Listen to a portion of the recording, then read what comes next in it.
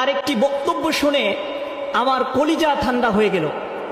তিনি তার বক্তব্যের মধ্যে বলেছেন, তিনি সর্বপ্রথম ঘুম থেকে উঠে তাহাজ্জুদের সালাত আদায় করেন। যখন সমস্ত মানুষ ঘুমিয়ে থাকে, সমস্ত কিছু যখন নিস্তব্ধ হয়ে যায়, সেই গভীর রজনীতে উঠে মাননীয় প্রধানমন্ত্রী তিনি তাহাজ্জুদের সালাত আদায় করে এরপর তিনি রাষ্ট্রের জন্য দোয়া করেন। শুধু তাই নয়, এরপরে তিনি ফজরের সালাত আদায় করে পবিত্র কুরআনুল কারীম তেলাওয়াত করে তারপরে তিনি রাষ্ট্রীয় কাজের আঞ্জাম দিয়ে থাকেন।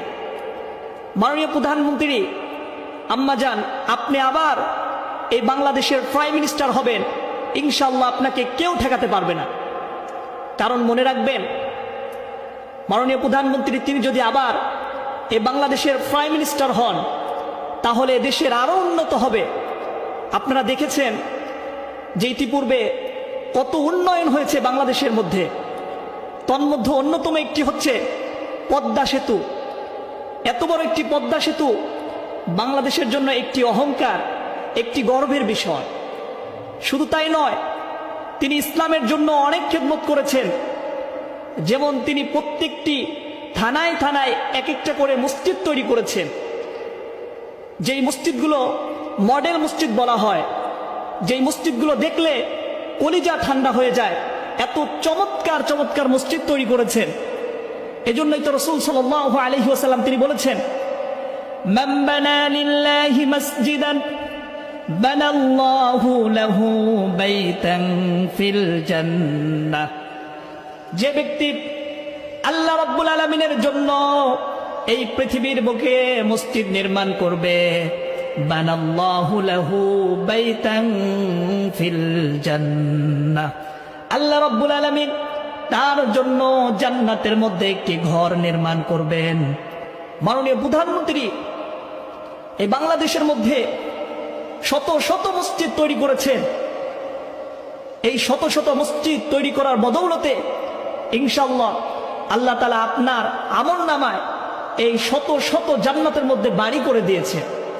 শুধু তাই নয়, মাননীয় প্রধানমন্ত্রী তিনি ঈদে মিলাদুন নবী সাল্লাল্লাহু আলাইহি ওয়াসাল্লাম উদযাপনের জন্য তিনি ছুটি ঘোষণা করেছেন। রাসূল করিম সাল্লাল্লাহু আলাইহি সাল্লামের প্রতি এতটুকু ভালোবাসা যদি আপনার থাকে, আমার মনে হয় আপনাকে ইনশাআল্লাহ জান্নাতে যেতে আর বেশি কিছু লাগবে না। কারণ আপনারা অনেকে জানেন, আবু লাহাব রাসূল করিম সাল্লাল্লাহু আলাইহি সাল্লামের চাচা, এত বড় কঠোর কাফের, যার নামে সূরা নাজিল হয়েছে। কোন কাফেরের নামে সূরা নাজিল হয়নি, কিন্তু আবু লাহাবের নামে একটা সূরাই নাজিল হয়েছে, যে সূরাটির নাম হলো সূরাতুল লাহাব। আর লাহাব শব্দের অর্থ হলো আগুনের অগ্নি স্ফুলিঙ্গ। এত বড় কাফের, এ যখন রাসূল করিম সাল্লাল্লাহু আলাইহি সাল্লামের জন্মের সংবাদ শুনেছিলেন, তার দাসী সুয়াইবিয়া যখন রাসূল করিম সাল্লাল্লাহু আলাইহি সাল্লামের জন্মের সংবাদ দিয়েছিলেন, তখন আবু লাহাব খুশি হয়ে তার দাসীকে আজাদ করে দিয়েছিলেন। এর কারণে রাসূল করিম সাল্লাল্লাহু আলাইহি সাল্লাম বলেছেন, প্রত্যেক সোমবারে আবু লাহাবের কবরের আযাবকে আল্লাহ তাআলা হালকা করে দেন। জোরে বলেন না সুবহানাল্লাহ।